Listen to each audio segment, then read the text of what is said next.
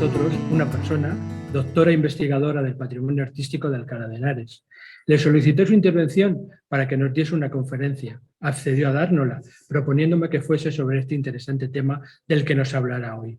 Me gustó mucho la idea, ya que he podido visitar en varias ocasiones tanto la Casa de Hipólitus como la Casa de los Grifos, y han sido experiencias increíbles. Y desde aquí lanzo la idea de realizar una visita a estas maravillas de Alcalá de Henares con todos los miembros del Ateneo que deseen compartir esta experiencia. Permítanme hacer un pequeño resumen de su biografía. Ana Lucía Sánchez Montes es doctora en Historia Antigua por la Universidad Autónoma de Madrid, contando también con la licenciatura en Prehistoria y Arqueología por la UNAM desde 1986 y el título propio en Desarrollo Local también por la UAM desde 1999. Ha venido estando vinculada a varios proyectos de gran envergadura relativos al patrimonio histórico de Alcalá de Henares, dirigiendo las intervenciones arqueológicas para la rehabilitación del Palacio Arzobispal, de la Catedral de Alcalá de Henares, del Monasterio Cisterciense de San Bernardo o del actual Museo Arqueológico Regional, comisariando además dos de las acciones más relevantes para la valorización de algunos de estos espacios históricos, como el antiquarium del Palacio Arzobispal y el Centro de Interpretación del Burgo de Santiuste. Pero principalmente ha sido durante casi 20 años la directora de excavaciones arqueológicas y programas de musealización y restauración de la ciudad romana de Complutum. Como investigadora, su especialización se centra principalmente en la arquitectura romana, muy especialmente en la arquitectura doméstica y en las pinturas murales de la época, temas sobre los que ha publicado numerosos trabajos vinculados con su catalogación, estudio y restauración. Destaca también su actividad en relación con las aplicaciones del patrimonio histórico en aspectos didácticos, sociales y de empleo. Pero dejemos que la doctora Ana Lucía nos hable sobre las pinturas que decoraban los edificios de la ciudad romana de Complutum, actual Alcalá de Henares, haciendo especial mención en una de sus casas, la Casa de los Grifos. Adelante. Pues nada, muchísimas gracias, Juan Manuel. Te agradezco encarecidamente la invitación que me has hecho llegar para poder presentar y difundir algunos de los últimos descubrimientos y actuaciones que se están realizando en el yacimiento de la ciudad romana de Complutum, en Alcalá de Henares, en nuestra Comunidad de Madrid. Y especialmente para presentaros las pinturas de una de las domus más conocidas de esta ciudad romana, que es la Casa de los Grifos. Hoy, como os digo, me voy a referir a los revestimientos. Bueno, como os decía, hoy me voy a referir a los revestimientos pictóricos parietales, o sea, las pinturas murales de la llamada Casa de los Grifos, de la ciudad romana de Complutum, en la actual Alcalá de Henares, localizada en nuestra Comunidad de Madrid, y donde se circunscribe el territorio de Complutum.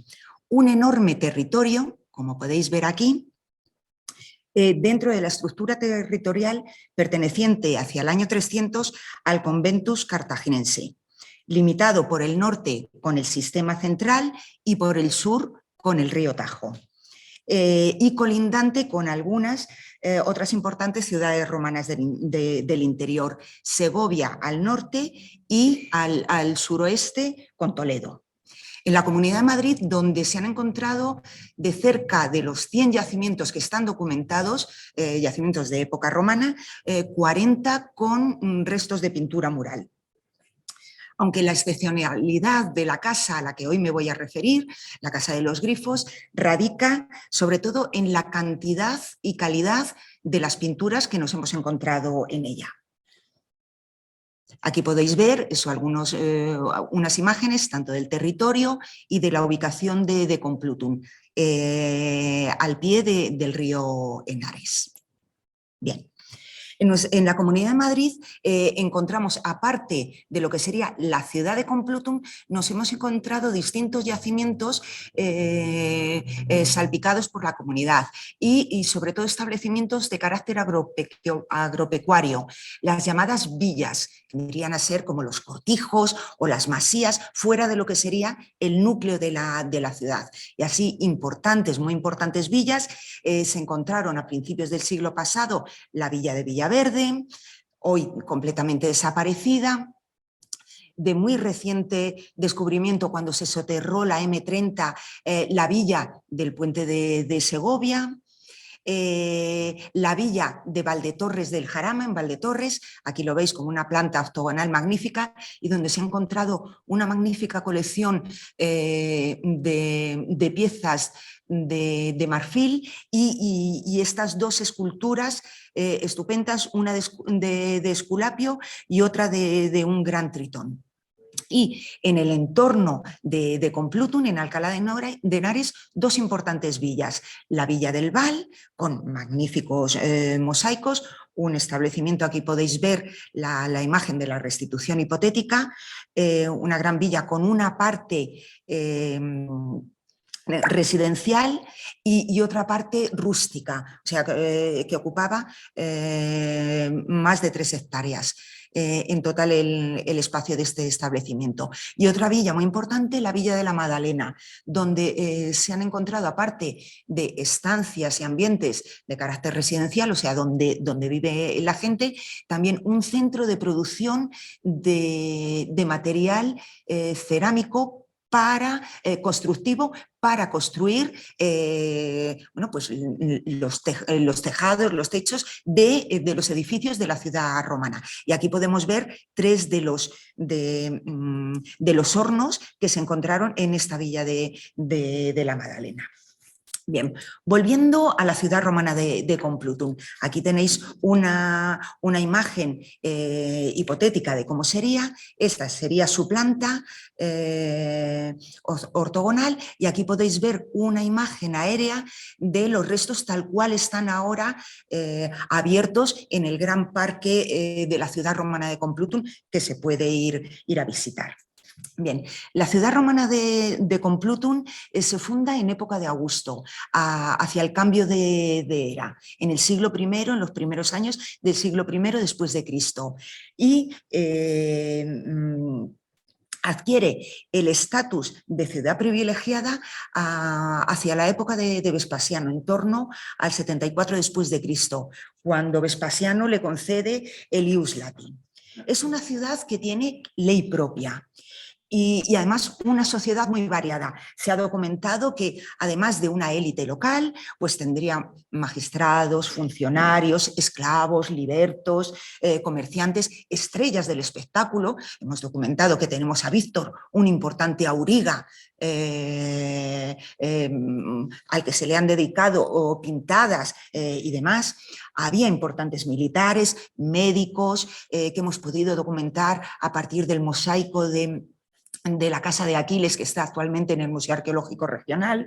Habría comerciantes, pintores, escultores, broncistas, bueno, pues toda una serie de personas y personajes que formarían esta amplia sociedad. Y se trata de una ciudad ex novo, es decir, fundada de nueva planta. No tenemos ninguna ciudad carpetana, o sea, de los anteriores habitantes allí en el solar donde se ha fundado la ciudad, con lo cual no se ve circunscrita por un urbanismo anterior y entonces pueden formar en el llano del río Henares, en la última terraza, una ciudad completamente nueva. Y como os digo, es una ciudad ex novo de en torno a 50 hectáreas de tamaño, o sea, de un importante tamaño, y en el que además de la ciudad que estaría justo en esta imagen que tenéis aquí, está supeditada también a la presencia de otra serie de suburbios o barrios. Tenemos el barrio del Campo Laudable, que sería donde actualmente se encuentra la iglesia catedral de la Magistral. Ahí se encontró también ocupación romana, también en torno a lo que hemos hablado de las villas, estas más alejadas, como a 5 kilómetros del centro de la ciudad principal, las villas que os he comentado del Val y la Madalena. Tenemos también donde está actualmente o donde los árabes colocaron su Alcalá Salán, Alcalá la Vieja, se han encontrado allí también restos. Y otro importante barrio es el que se encuentra en el Cerro de San Juan del Viso, que sería parte de la ciudad, pero en Acrópolis, y que es donde se ha dicho que estaba la antigua ciudad de Complutum, la Complutum de época republicana. De hecho, las pocas excavaciones que ha habido hasta la fecha nos dicen que estamos ante una ciudad romana, pero de época imperial, exactamente igual, de la misma cronología que la que tenemos en el llano. Bien, como veis, esta ciudad tiene una trama hipodámica. ¿Qué quiere decir? En una retícula completamente ortogonal, con sus calles, sus decumanos, que son los que van de este a oeste, y sus cardos, que son las calles que van de norte a sur, completamente perpendiculares, y que nos están describiendo las manzanas entre medias de las 4 calles, nos quedan manzanas de un actus, que es una medida exacta romana, de 35 por 35, y que está formada por lo que sería la manzana de 30 por 30 más los pórticos de 2,5 metros a cada lado.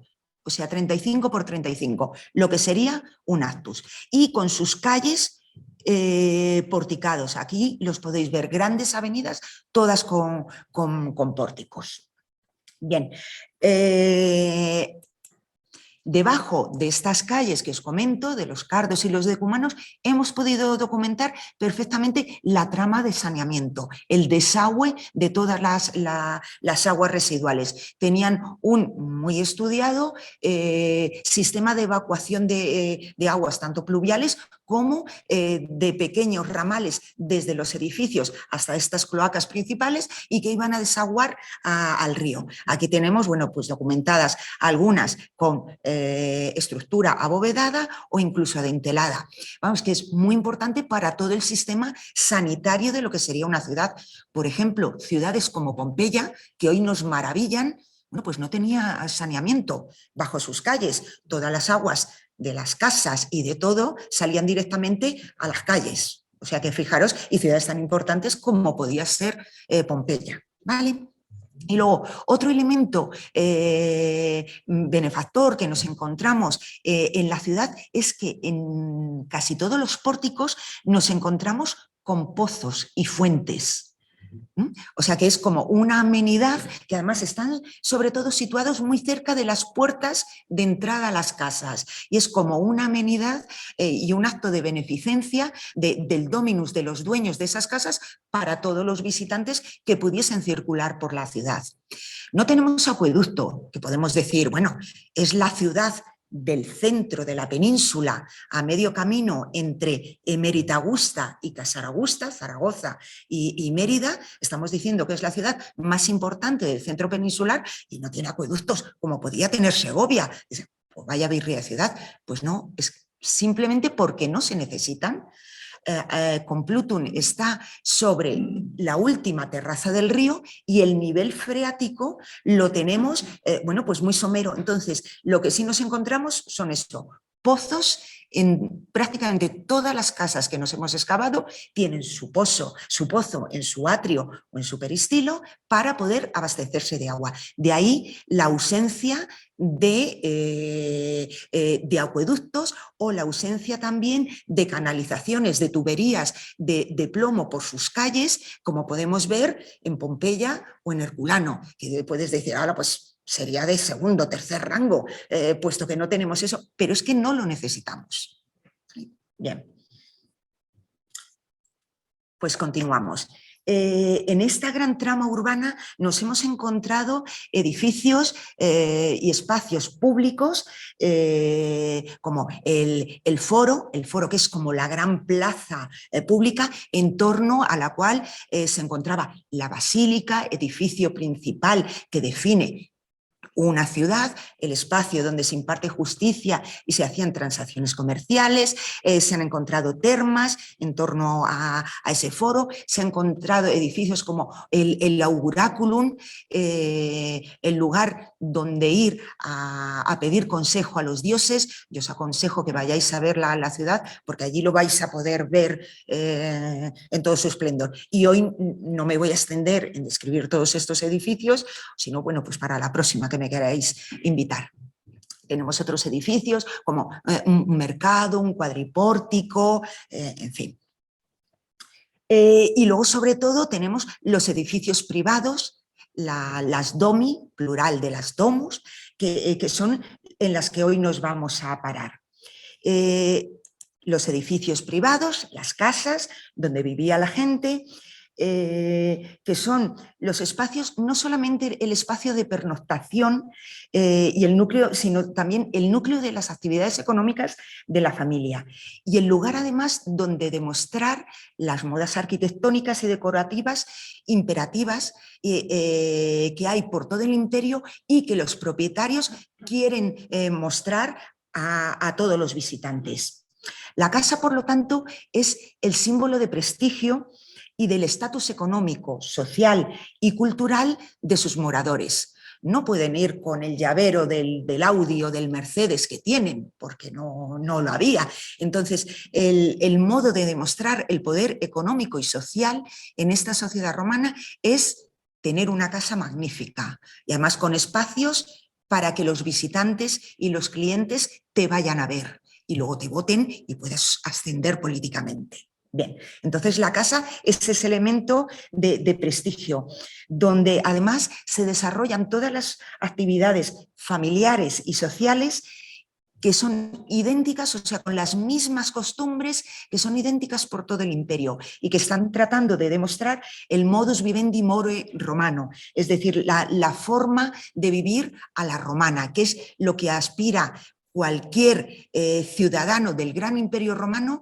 por muy alejado que esté de la gran metrópolis que es Roma, aún en el centro peninsular aquí a 3.000 kilómetros de Roma, quieren vivir a la romana. Y se va a demostrar y lo van a hacer ver a través de sus casas y de sus decoraciones. Bien. La domus, por tanto, la podemos definir como el edificio residencial de carácter señorial, es decir, de un cierto estatus, de un cierto nivel, donde vive una familia y perteneciente a una categoría social afortunada. Bien. Edificios que no son necesariamente edificios oficiales, como alguna vez se ha querido decir. No, estas magníficas casas pues tienen que ser para recoger actividades oficiales de los magistrados. No, son simplemente bellas casas urbanas, lo que nosotros tenemos documentado. Casas donde vive la gente. ¿Vale?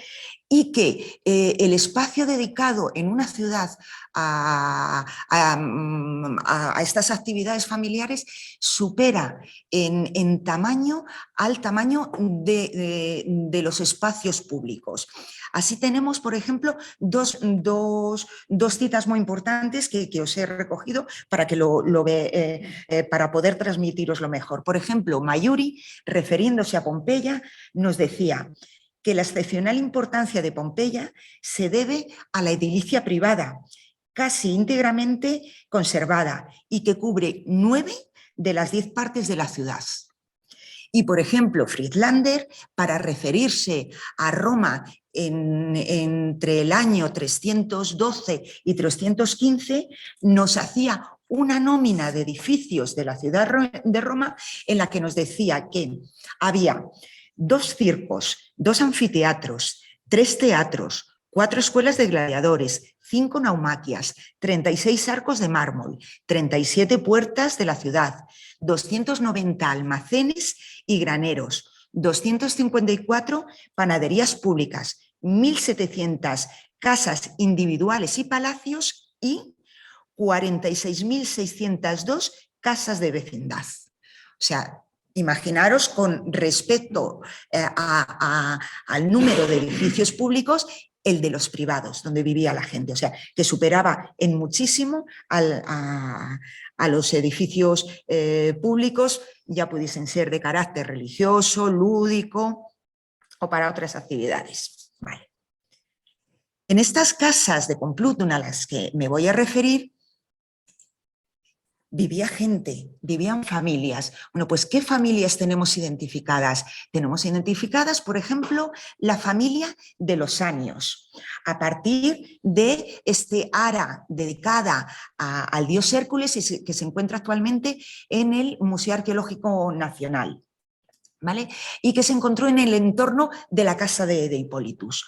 Otra familia muy importante de Complutum es la familia de los Emilios, que sabemos que se dedicaron a la construcción de material constructivo de ladrillos, aquí lo tenemos a Emili, y que además eran importantes militares. ¿Y cómo lo sabemos? Pues a través de esta estela, que es una estela encontrada en el puente Mulvio, en Roma, y que hace referencia a Lucio Emilio Cándido, un complutense que fue de la guardia personal pretoriana del emperador Trajano y que fue a morir a Roma de una de las, bueno, pues acompañando al emperador Trajano. Bien, a estas grandes familias, bueno, pues conocemos una nómina enorme de los complutenses y las complutenses, sobre todo a través de ¿qué? De los documentos inscritos en piedra que tenemos, de las inscripciones funerarias. Así, aparte de Lucio Emilio Cándido, que ya os he enseñado, bueno, pues tenemos importantes nombres como el de Emilia Arbúscula, el de Terencia Antila, el de Calvo Ameliorum, Pompeya Antilae, Magia Atia, Runtia Concicie. Bueno, conocemos una nómina de cerca de 90 nombres de complutenses, ¿vale? O también conocemos sus nombres a partir de los grafitos que se han encontrado en los cacharros donde comían y bebían. Como no había lavavajillas y la higiene era la justita, pues marcaban habitualmente los cacharros donde comían por el interior o por el exterior con el nombre al que pertenecía el cacharro. Entonces, bueno, pues tenemos pues eso, una nómina de más de 90 nombres. Alcimete, Silvano, Valeria, bueno, aquí lo podéis ver. O, por ejemplo, en muy interesante y que va a salir varias veces en la conferencia de hoy, el nombre de Varia. Varia, que aquí la tenemos también colocado en una terra sigilata 27-25 de finales del siglo I y todo el siglo II, esta pieza, y que se encontró en el último nivel de uso antes de destruirse la Casa de los Grifos, que esta es la planta de la Casa de los Grifos, y que nos está hablando eso de la dueña de este cacharro en esta habitación. Y en esta misma habitación, que fue donde se encontró este cacharro, nos hemos encontrado también su nombre, un grafito, pero esta vez en las paredes. De nuevo, en esta habitación veis Varia.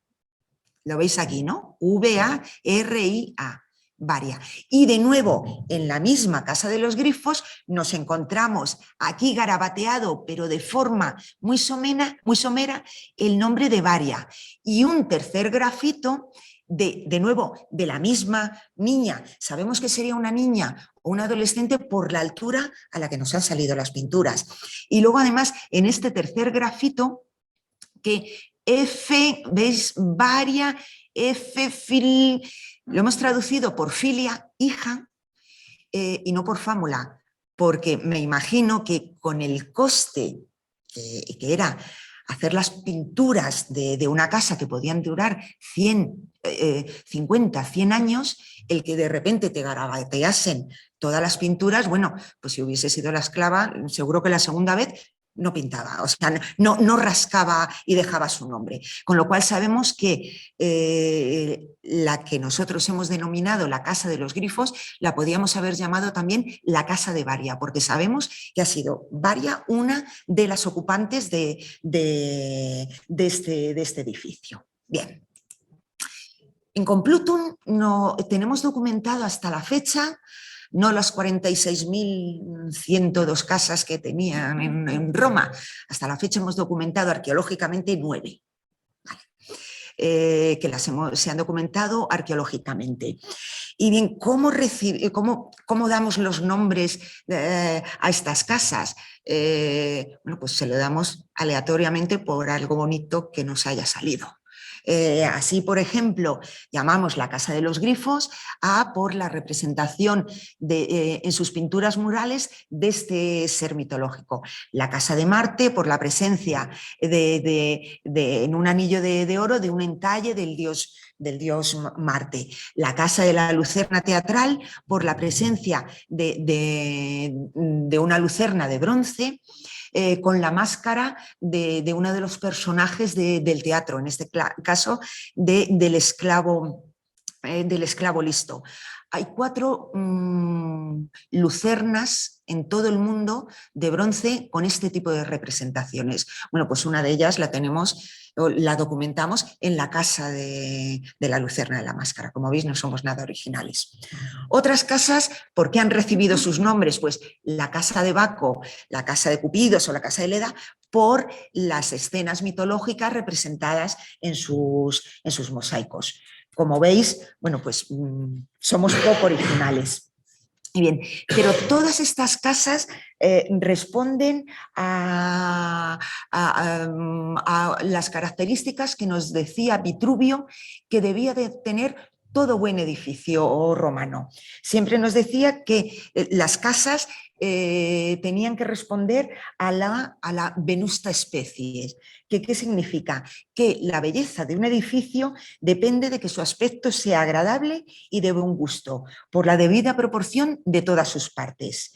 Y en todas las casas se ha de ver una estructura en la que haya proporción, orden, armonía, decoro y economía.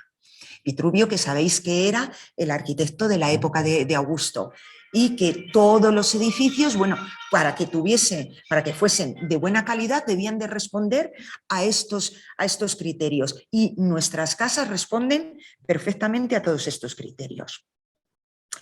Y tenemos dos tipos de casa, las casas de atrio y las casas de peristilo, que son las dos típicas que se documentan por todo el Imperio Romano. Y toda la concepción y organización del espacio dentro de la casa se realiza en aras de la creación de un gran espacio escenográfico destinado al disfrute, por un lado, de la familia y del dominus del señor de la casa, pero por otro lado, como os decía, para demostrar al visitante el poder económico y social de esa familia. Y sobre todo las casas que nosotros tenemos documentadas aquí, estas magníficas casas, son para que estas familias salgan del grupo de personas a las que no les gustaría pertenecer, y que Vitruvio se refiere a ellas en su libro sexto, su punto 8, que nos dice: para las personas de una fortuna mediocre no son necesarios vestíbulos magníficos, ni grandes salones, ni atrios, porque dichas personas van a cortejar a los otros, mientras que a ellas nadie viene a buscarlas. O sea, lo que quieren los complutenses con las casas que tienen es salir de este grupo de personas, socialmente pues muy para abajo en la escala. Bien, y como os digo, en las casas de Complutum vamos a ver que son de ese otro grupo de personas a las que les gustaría ser visitados. Bien, estas casas se construyen, sus plantas, sus esquemas, se construyen a principios y en la primera mitad del siglo I después de Cristo. Ya os digo, entre la época de Augusto y época Julio Claudia. Y muchas de ellas, a partir del siglo III, finales del III y sobre todo en el IV, tienen grandes reformas. La ciudad está viviendo un momento económico de esplendor, y en las casas también se refleja. Es cuando se instalan todos los mosaicos que luego vamos a ver. Cuando hay una economía floreciente, los ciudadanos, ¿qué es lo que hacen? Invierten en sus casas y en embellecerlas. Y entonces nosotros tenemos reformas en estas plantas del siglo I, sobre todo con mosaicos de finales del III y del IV. Y algunas perduran hasta el siglo V y VI. Bien. Nos vamos a centrar, las casas, estas 9 casas a las que me voy a referir, se han conocido en dos momentos distintos de la investigación.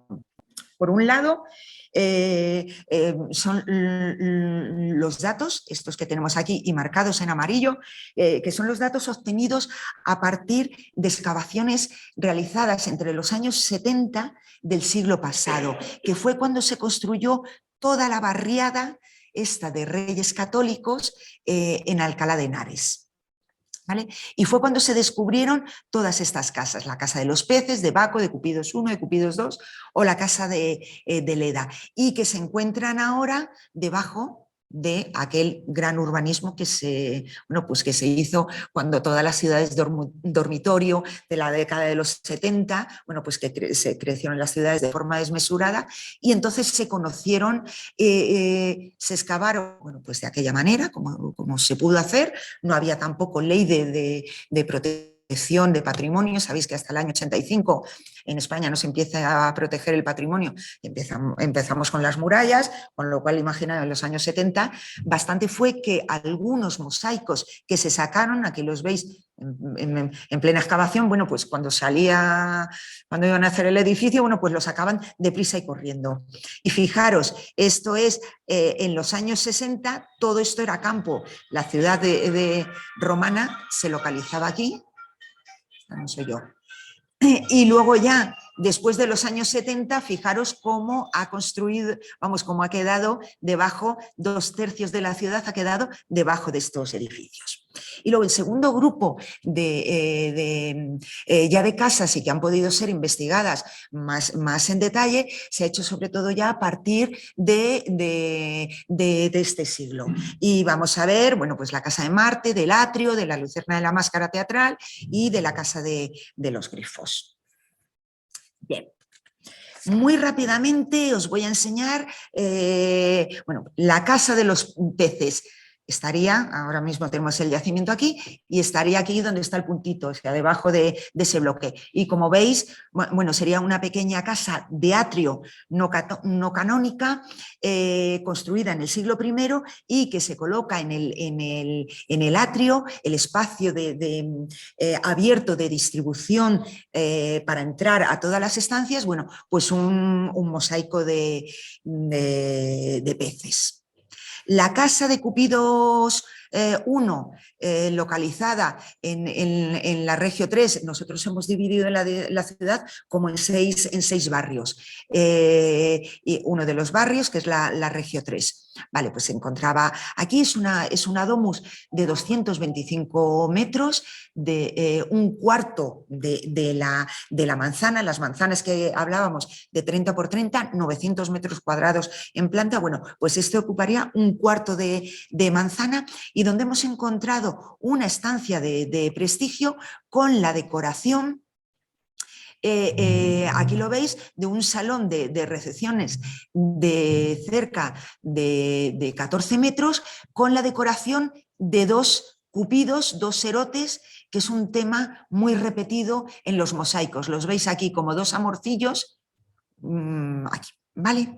Y construida en el siglo I después de Cristo y que este mosaico se coloca en el siglo IV. Bien, otra de las casas, la casa de Leda.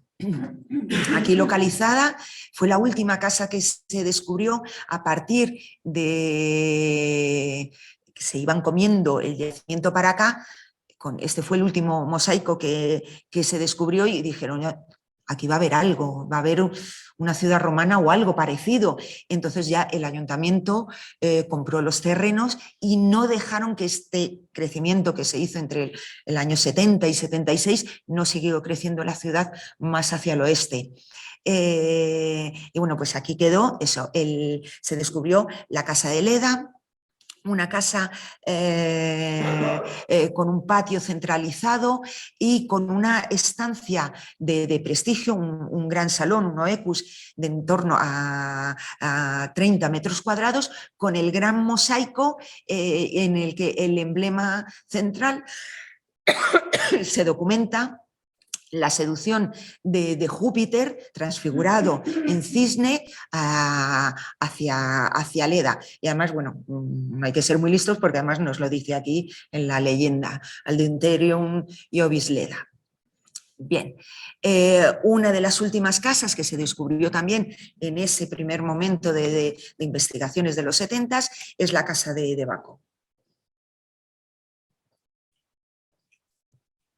Una importante casa que ocupaba una manzana completa, o sea, 900 metros cuadrados de planta, o sea, una manzana completa, ¿vale?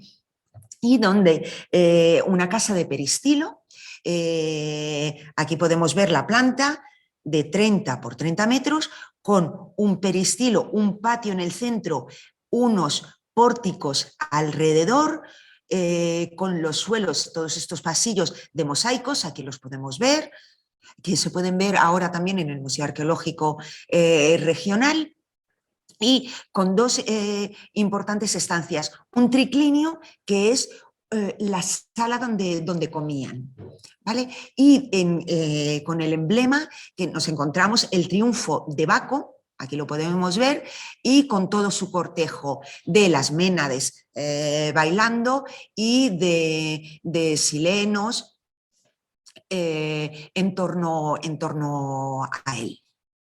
Bien.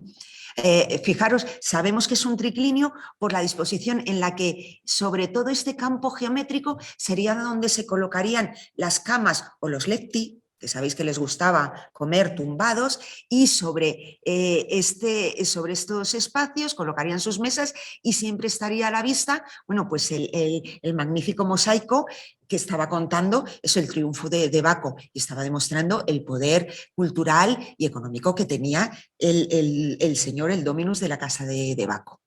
Y con otro importante mosaico también, en el que podéis ver cómo se repite lo de los cupidos. Aquí, bueno, el agujero, siempre está el agujero en el medio. O sea, rompiendo siempre lo más interesante. Ya podía haber salido por el campo geométrico. No, pues justo donde está el emblema central siempre tenemos el agujero. Pero aquí podéis ver un pequeño cupido, o sea, como el erote, el niño gordezuelo con sus pequeñas alitas. Una temática muy extendida que te está transmitiendo felicidad y bueno, y traer buenos augurios para la casa. ¿Vale? Este tema lo volvemos a ver en otra de las casas, la casa de Cupidos II.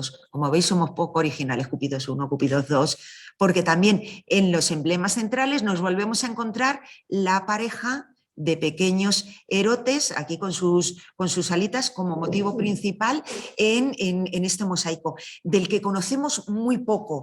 Esta la documentamos en los años 90 y tantos, al arreglar, fijaros, la tubería que viene por aquí de desagüe de este bloque. O sea que cuando lo construyeron en los 70 no se descubrió, y luego cuando se fue a arreglar en los años 90 y tantos el desagüe del edificio, vimos que aquí debajo pues estaba el mosaico y se extrajo parte del mosaico. Bien. Y ahora muy rápidamente vamos a pasar a ver ya las casas de las que tenemos más conocimiento y que se han documentado y se han excavado en este siglo. La casa de Marte y del Atrio, que están en una manzana de 30 por 30, esta que nosotros vemos aquí en la Regio 2, en la manzana 7, entre los decumanos número 3 y el decumano número 4 nos encontramos, bueno, pues en esta manzana de 900 metros cuadrados, 3 unidades de casa. En la mitad norte, aquí, nos encontramos la casa de Marte y la casa del Atrio. Aquí las tenemos en grande. Que decimos que son pequeñas casas, pequeñas domus de 225 metros cuadrados cada una. Pero bueno, para el tamaño de la de Baco, por ejemplo, que hemos visto que son 900 metros en planta, bueno, pues son pequeñas domus. Y que son casas de atrio, el atrio que es el espacio que tendría, estaría sin techo, y que de ahí es de donde reciben las casas fundamentalmente la aireación, la ventilación y la iluminación para el interior de las casas, porque además, si habéis estado en Pompeya o en Herculano, las casas al exterior son muy cerradas. Tienen ventanitas muy pequeñas y habitualmente en sitios muy altos y con rejas para evitar los hurtos y demás. Entonces, fundamentalmente la aireación y ventilación, como os digo, se recibe a través de los espacios abiertos que hay en el interior, que pueden ser los atrios, como en este caso de estas dos pequeñas domus, que se encuentra en la casa de Marte, el atrio en el centro del edificio. El pozo se encontraría también aquí en el centro y luego 2 bloques de estancias a cada lado. En cada una de estas casas hemos documentado 9 estancias, ¿vale? Divididas como en tres bloques. Y luego, cuando estábamos excavando todo esto, en el campo, un gran espacio, dice, bueno, ¿y cómo sabéis que en todo este espacio tenéis 3 casas y no 36? ¿O por qué no es una sola? Bueno, porque hemos podido definir que cada unidad de casa tiene que tener una serie de elementos, que es, bueno, en primer lugar, la disposición de los muros que guarden una relación entre ellos. Por ejemplo, estas 2 casas que están, aquí os he puesto esta franja negra para separarlas, pero realmente están unidas. Habéis visto que este grupo de estancias, todos tienen una disposición de los muros como paralelos y perpendiculares entre sí, y que son distintos a este grupo de muros de aquí. Con lo cual, nosotros sabemos que aquí tenemos una casa porque además cada unidad de casa debe de tener además un elemento de captación de aguas, o sea, un pozo o un impluvium. En la casa de Marte lo teníamos aquí en el atrio, y en el atrio de la casa del atrio lo teníamos aquí también en este espacio abierto. Y luego también por cada unidad de casa tenemos que tener un desagüe. Parece una tontería, pero cuando llueve, cuando tal, dónde se concentran las aguas y sobre todo cómo las desaguas. Entonces, por cada unidad de casa tenemos también un desagüe. Con lo cual, unidos todos estos elementos, la disposición de los muros, la presencia del elemento de captación de aguas, del pozo, y la presencia del desagüe, nos ha ayudado a definir que tenemos en esta manzana 3 unidades de casa, ¿vale? Bien. Y en esta misma manzana, pero en toda la mitad sur, nos encontramos la Casa de la Lucerna de la máscara teatral, esa a la que me he referido. En este caso ya se trata de una mediana domus de 425 metros cuadrados, de planta 15 por 30 metros, y donde hemos podido ver que donde hemos podido documentar que tiene también un patio trasero con su pozo, el elemento de captación de aguas, su desagüe y luego como 2 bloques de estancias, 2 bloques de estancias a un lado y al otro de este gran pasillo que llega hasta el patio, hasta el pozo. Donde se han encontrado las estancias de carácter residencial donde habitarían, pero también nos hemos encontrado pegado al pórtico de la calle 3 unidades de tiendas. Siempre las tiendas o tabernae se colocaban pegadas a las calles y a las calles principales y además camino del foro, camino de la plaza pública. Entonces nos hemos encontrado allí, bueno, pues 3 unidades de 3 tiendas. Yo os invito a que vayáis y que lo veáis porque se ve perfectamente, qué bien, vamos, se distingue perfectamente cuando tenemos una entrada de una puerta para una tienda o una entrada hacia una casa de carácter residencial. Bien. Y por último, ya nos vamos a referir a la Casa de los Grifos, que es lo que os vengo a contar. Ya vamos a ir deprisita. Bueno, es como os digo, la Casa de los Grifos, una característica casa de peristilo. Ocupa una manzana completa, 900 metros cuadrados, y tiene una ubicación estupenda. O sea, está en la primera manzana al suroeste del foro. Está el foro, la basílica y la primera manzana al suroeste, la Casa de los Grifos. Todo el mundo que tuviese que ir al foro, que es el lugar donde vas a enterarte de todos los cotilleos de qué está pasando por el imperio, bueno, pues tiene que pasar por la Casa de los Grifos, ¿vale? Con lo cual, la ubicación magnífica. Hasta la fecha hemos documentado 25 ambientes. No está terminada de excavar, ¿vale? Y el centro de la casa lo ocupa el peristilo, que es el espacio formado por un patio y los 4 pasillos alrededor, porticados, ¿vale? Aquí lo podéis ver. Esta es la planta y aquí lo podéis ver.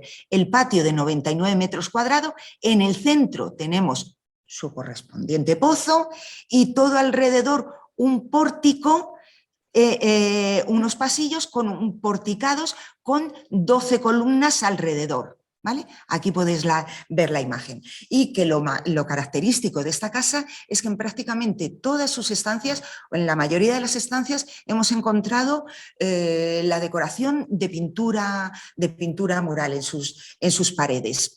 Con lo cual nos ha permitido hacer la anastilosis de cómo creemos que sería esta casa. ¿Vale? Y hemos podido definir los distintos usos de las estancias en función de la posición, del tamaño y de la decoración de sus habitaciones. Y bueno, y por supuesto de los materiales de la cultura material que han quedado allí. Bien. De esta casa es, como os digo, donde nos encontramos a la famosa Varia. Aquí en el muro del peristilo nos encontramos a Varia y de nuevo a Varia en la habitación U, en las paredes de esta habitación. ¿Y por qué la llamamos la Casa de los Grifos? Voy a repetirlo, bueno, pues para las magníficas pinturas que nos encontramos, fueron además de las primeras representaciones de pintura mural que nos encontramos, que es esta pareja de grifos, aquí los podéis ver, ese animal mitológico, mitad águila, mitad león, que nos encontramos en la estancia J, que es un pequeño distribuidor de acceso a cuatro estancias, y donde nos hemos encontrado en esta misma estancia, bueno, pues otra pared con la representación de Júpiter transfigurado en cisne como un velario con las alas extendidas, o el dios Helios a través de este símbolo astral. Bien, en esta casa hemos podido establecer como 4 rangos de estancias, rangos que van de importancia mayor a menor. El primer rango, que serían como las habitaciones más importantes, serían las estancias que nosotros denominamos de prestigio, o sea, como las más importantes, y que están abiertas a los visitantes que vayan a ver al Dominus de la casa. Por un lado, contamos con las estancias E, G y D, que como veis están colocadas en las cabeceras de los 2 ejes de la casa, ¿vale? ¿Veis? Esta es la casa en las cabeceras de los ejes y todas tienen una decoración más o menos común, que son grandes paneles rojos en sus zonas medias. ¿Veis? Y donde también nos hemos encontrado, donde únicamente nos hemos encontrado decoraciones de carácter antropomorfo.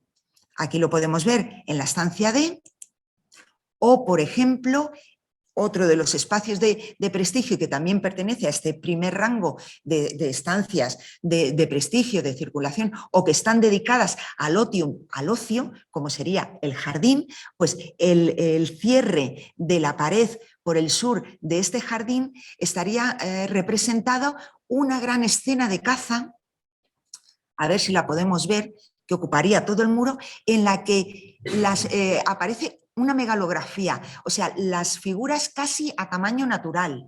Y esta, por ejemplo, es una parte de la pintura de aquí, en la que podemos ver a un señor con una túnica verde. ¿Le veis aquí?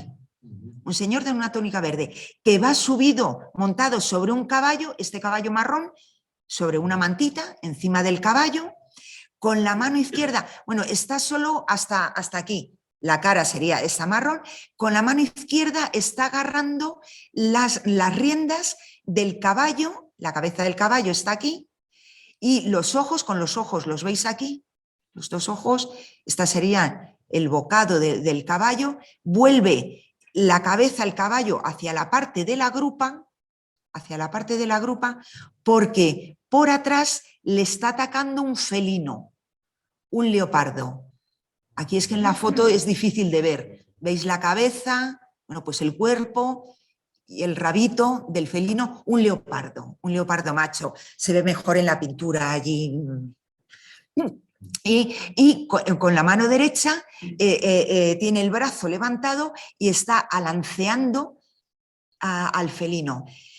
Esto, ya os digo, estaría colocado aquí. Este jinete verde estaría más o menos a esta altura. Y desde la estancia E, que es el gran triclinio o ecus, imaginaros al dominus de la casa tumbado en sus triclinio, con sus amiguetes todo alrededor y mirando en este cierre no tenía ningún muro, con lo cual estaba viendo la gran escena de caza aquí al fondo. ¿Y qué es la autorrepresentación del dominus, del señor de la casa, diciendo, fijaros quién soy yo aquí, que me he ido a cazar? Leopardos no había en Hispania. O sea, el poder económico y social que tengo para haberme ido a otra parte del imperio, a Asia, a cazar leopardos. O sea, como veis, la pintura no solamente es un elemento funcional del acabado de la pared, es también el elemento que, unido a la arquitectura, nos está hablando de transmitir mensajes subliminares, bueno, y en este caso clarísimos, del poder económico y cultural del individuo de la Casa de los Grifos, que además está retransmitiendo toda la cultura grecolatina que empieza a imperar y griega clásica que empieza a imperar a partir de la época de Augusto. Con lo cual, fijaros, en el centro de la península, bueno, pues tenemos a este dominus con un amplio conocimiento de la cultura griega y latina. Bien, perdón, pues seguimos.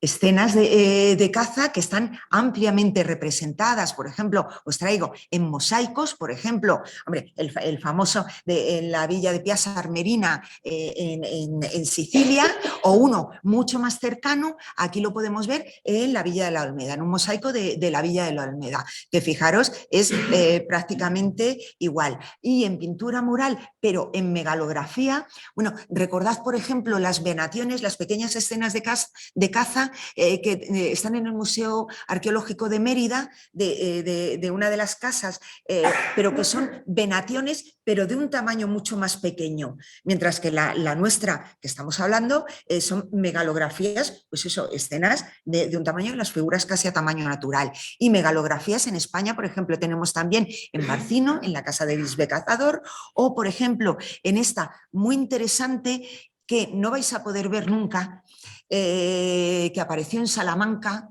A mí el profesor Santonja me cedió la foto cuando vio la megalografía nuestra, pero que se ha perdido. O sea, pues la excavaron en la excavación, hicieron esta foto y no se supo más dónde está. Pero que viene a redundar en la idea de que, bueno, de que eran las representaciones de caza, no solamente en los mosaicos, sino que también en las pinturas y en megalografías nos las podemos encontrar. Bien.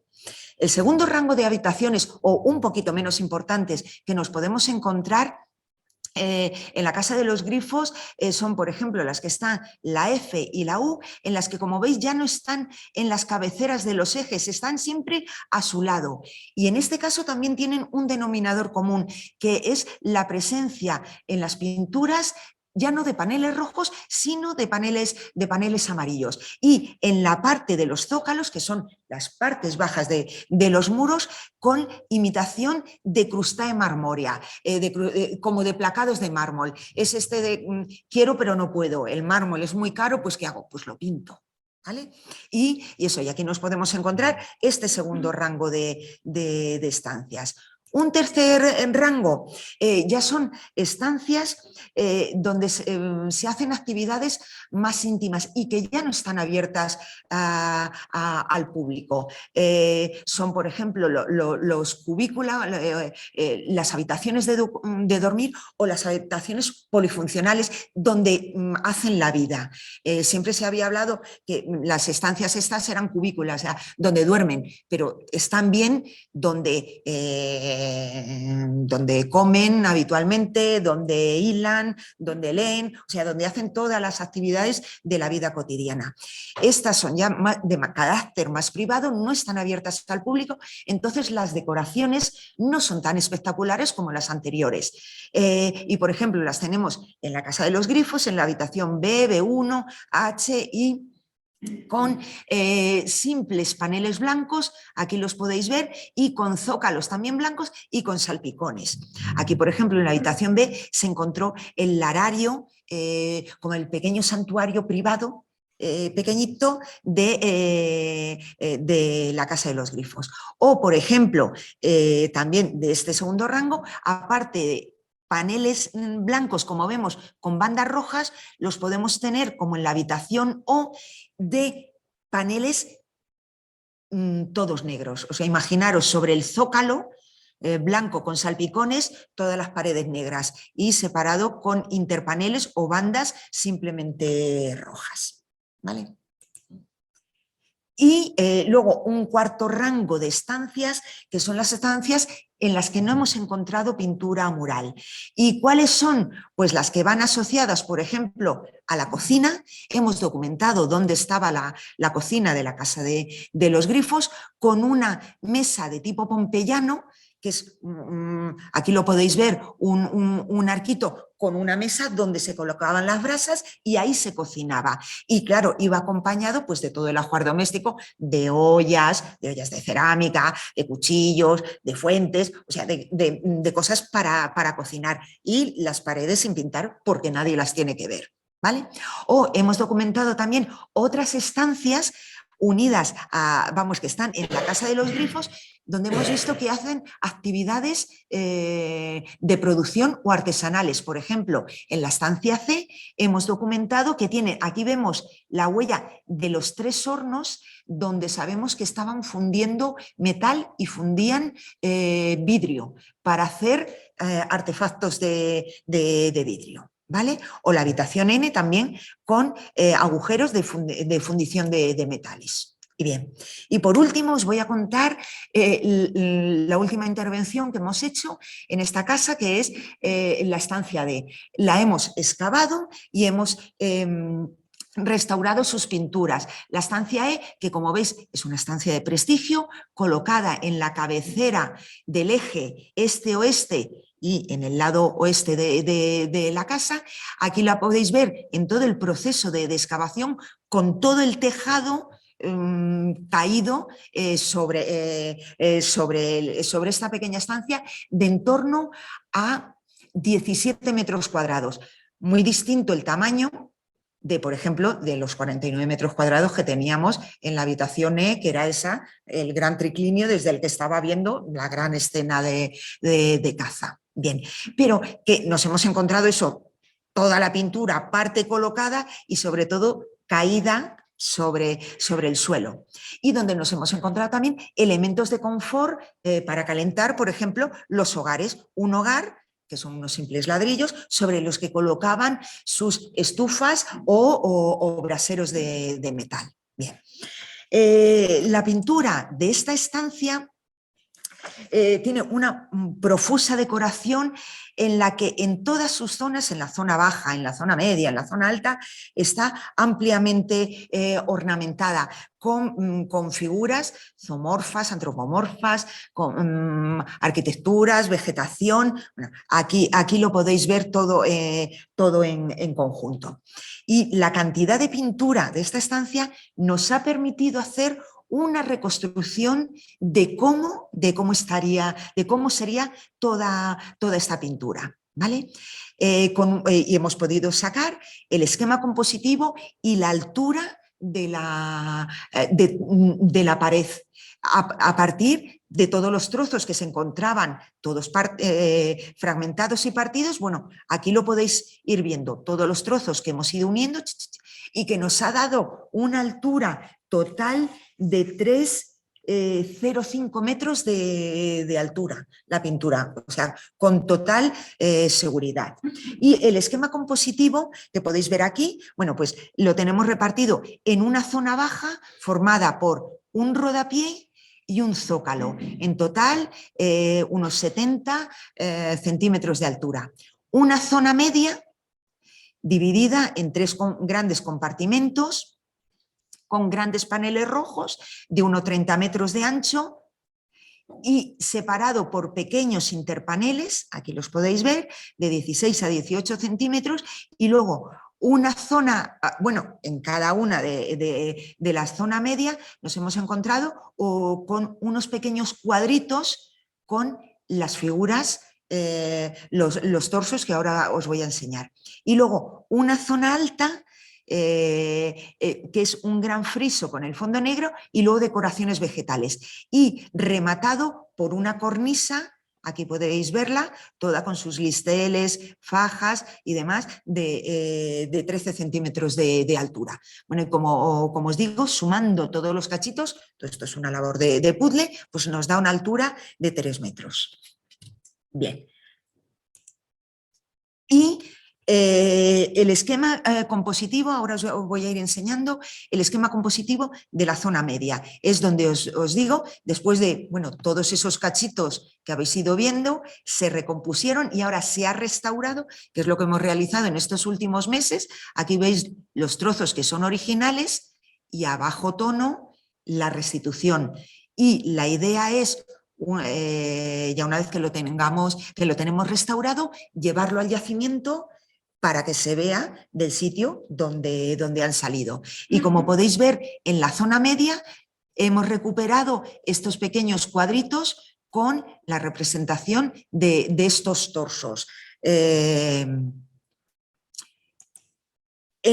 los muros sur y norte hemos podido reconstruir perfectamente los zócalos, vamos, todo este esquema lo hemos podido sacar gracias a que, como veis, estaba, aunque muy reventado, pero se encontraban in situ, aunque bastante movidos, toda la disposición de la pintura. Entonces hemos podido sacar perfectamente este esquema y hacer la hipótesis de la restitución y después ya la restauración. El muro norte y el sur los tenemos perfectamente documentados porque nos encontramos con todos sus restos. El muro este estaba completamente expoliado, con lo cual no teníamos ningún dato.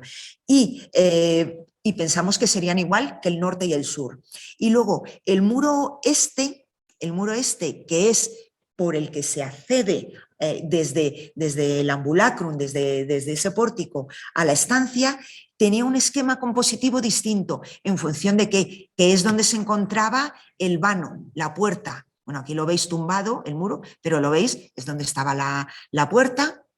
Entonces, pues el esquema compositivo, en este caso, seguimos teniendo una zona baja con un zócalo igual que en los muros norte y sur, una zona media también con grandes paneles y con los cuadritos, en este caso no son cuadritos de 60 por 60 como eran los de los torsos, sino que en este caso son de 45 por 30 y en vez de tener torsos humanos, ¿qué es lo que tenemos? Esto es difícil de ver, pero a ver si lo veis. Son templos, es una arquitectura de un templo en perspectiva, exacto. Fijaros, con 6 columnas. Aquí podemos ver el frente con una columna, 2, 3, 4, 5 y 6. ¿Veis? Y el frontón aquí.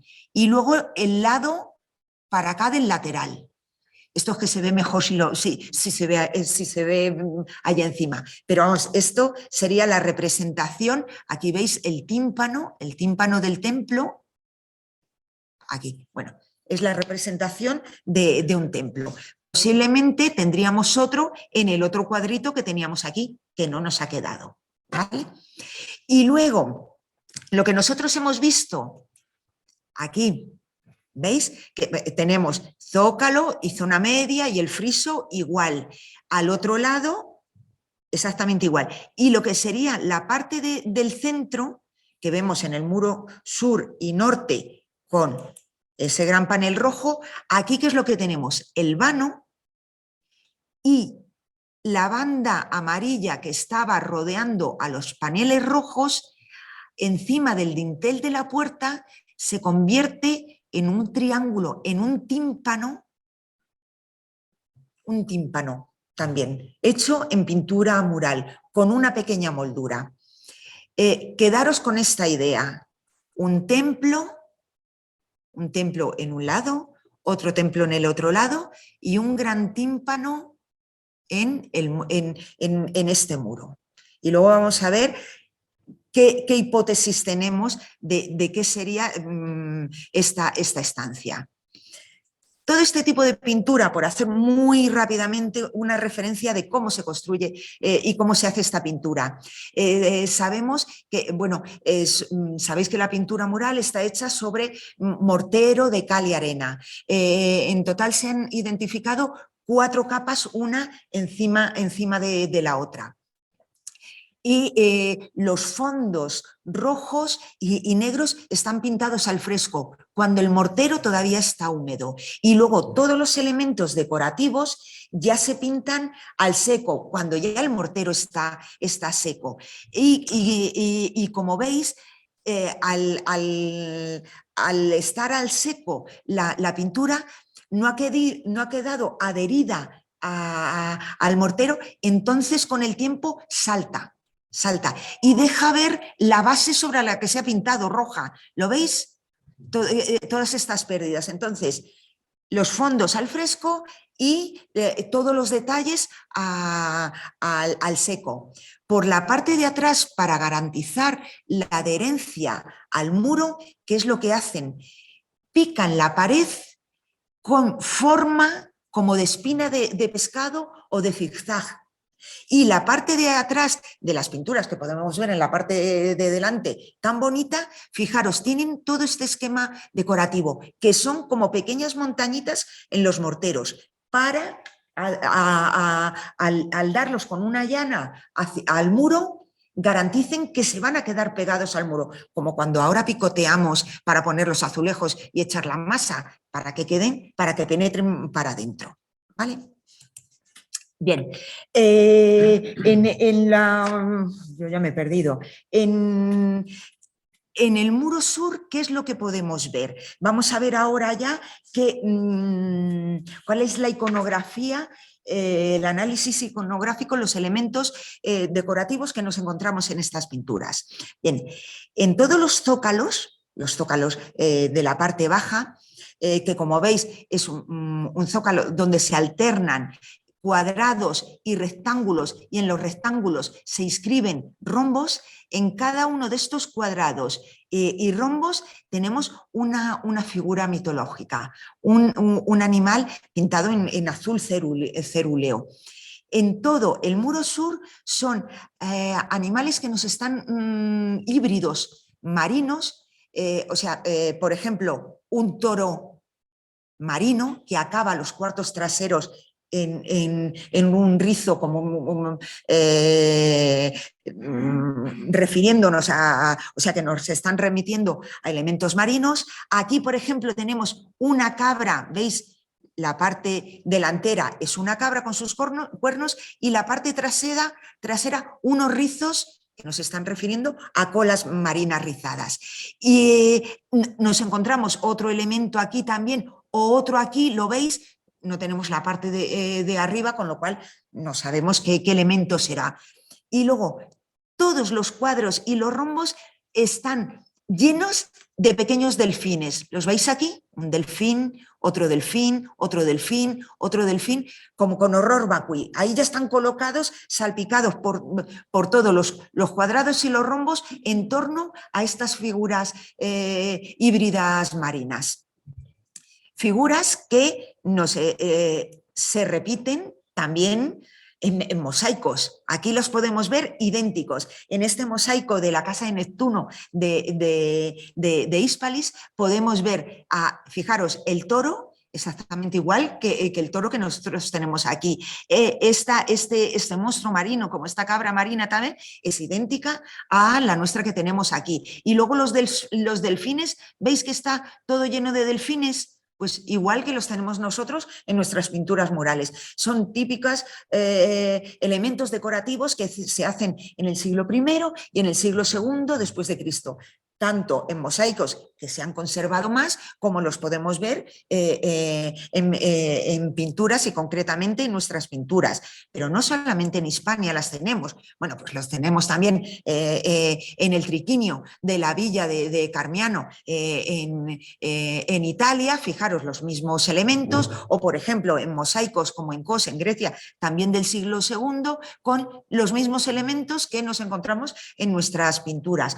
O por ejemplo, aquí los podéis ver también todos estos animales híbridos marinos en las termas suburbanas de Pompeya, que son las que están a la entrada antes de entrar por el arco hacia la ciudad de Pompeya. Bien. En el muro norte nos encontramos en el zócalo también animales híbridos en la mayoría de los casos, pero ya esta vez no tenemos la presencia de los delfines. Y aquí podemos ver, por ejemplo, un cisne que dobla su cuello. Espera, os lo he traído más grande. Fijaros, un cisne que para que entre en el rombo ha doblado su cuello. ¿Lo veis? Aquí, y por ejemplo, aquí también hay que echarle un poquito de imaginación, pero podemos ver el perfil de un grifo, con la oreja, la cabeza, el cuello que viene para acá, una patita y parte de un águila. Y luego en el tercer rombo nos encontramos también con otro animal al lado, con un león al lado. Bien. En los zócalos, eso, nos encontramos animales híbridos.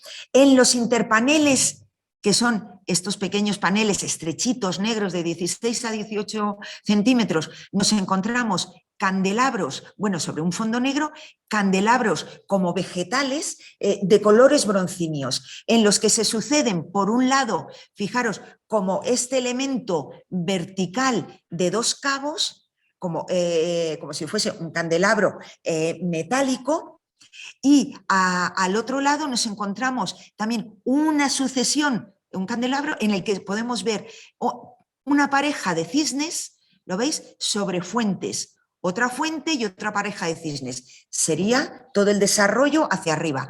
Un cisne en el que, veis, con las cabezas del pico están sujetando un címbalo como una pandereta, las alas extendidas en plan heráldico y con una pata apoyada sobre la fuente y sobre la otra sujetando al címbalo o la pandereta, ¿veis? Y se suceden en las dos paredes y que están imitando como si fuesen candelabros, estos colores marrones de bronce, candelabros metálicos. Y bien, y ahora ya nos vamos a meter en el análisis detallado de estas dos figuras, de estos dos torsos que nos encontramos en el muro sur. Por un lado, de estos cuadritos de 60 por 60, en el que nos encontramos, que es difícil interpretarlos, pero fijaros, nosotros pensamos, por ejemplo, inicialmente cuando estábamos restaurando y analizando este torso, el torso femenino, que además salió en prensa publicado, que decíamos que era el retrato de una mujer complutense, no sé si lo veríais en prensa, luego nos hemos tenido que retractar. ¿Y por qué pensábamos que era una mujer el retrato de la dómina de la casa? Bueno, pues apoyándonos en el gesto severo que se ve, en los rasgos tan pronunciados, era fea la señora, vamos, rasgos muy, muy duros. En la vestimenta, con una fíbula espléndida, sus pendientes de perla, los veis aquí, las dos perlas y con dos bolitas de oro, o sea, y luego sus rasgos como muy sobrios, que nos estaban recordando a una casta matrona. Con lo cual pensamos que era, bueno, pues el retrato posiblemente de la dómina, porque además se encontraba, fijaros, en el centro de la estancia, en el cuadro del centro de la estancia, en comparación con la cara de él, bueno, además ella que estaba mirando, veis que tiene los ojos ladeados como mirando hacia él. Él que claramente te está mirando de frente, mirando al espectador y además que tiene unos rasgos completamente idealizados frente a los que nosotros veíamos en ella. Pero el avance de la investigación, nosotros la veíamos así al principio, veis, cuando estábamos uniendo los cachitos, teníamos lo justo y tal, vale, pero la presencia de este pequeño palito que es un cetro y luego sobre todo la presencia del polos, o sea, de esta diadema, que es una diadema que nos casaron los trozos perfectamente, el polos que solamente lo llevan ciertas diosas. Nosotros identificamos los dioses, las imágenes de los dioses a través de los atributos que llevan. Entonces, la presencia del cetro y la presencia sobre todo del polos, de esta diadema, nos hizo, y por paralelos, acercarnos a la figura de Juno. Aquí esta es la escultura de Juno en el Museo del Louvre, o aquí de Juno en el juicio de París, de una de las casas de Pompeya, en la que tenemos también el polos y el cetro. Entonces, nos ha hecho replantearnos el tema y pensar que esta sea la representación de Juno, de la diosa Juno, una de las diosas principales. Y él, también esto va a ser un acto de fe que os voy a pedir. Bueno, él está claro y tiene los atributos de un hombre barbado.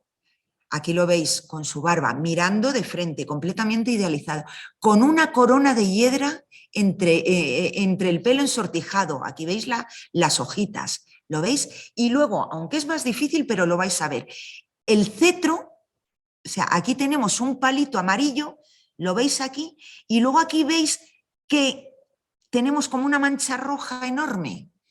Aquí realmente es la pérdida de pintura, aquí tenemos rosa y rosa, y aquí vemos el palito amarillo y aquí el palito amarillo y aquí seguiría aquí, pero es la pérdida de pintura y nos ha salido el rojo de debajo.